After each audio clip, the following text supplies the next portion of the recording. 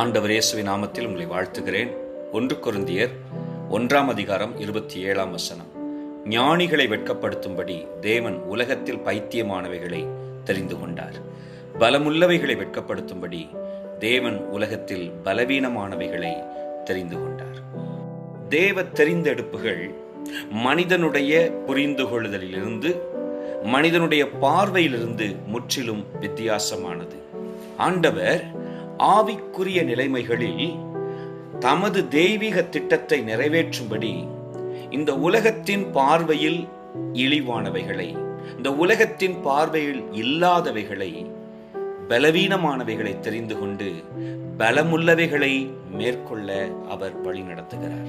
தேவ கரத்தில் பலவீனமாய் தோன்றுகிற நீங்கள் பலமாய் பயன்படுத்தப்படுவீர்கள். கர்த்தர் உங்கள் மேல் தமது திட்டத்தை வைத்திருக்கிறார். Praise the Lord.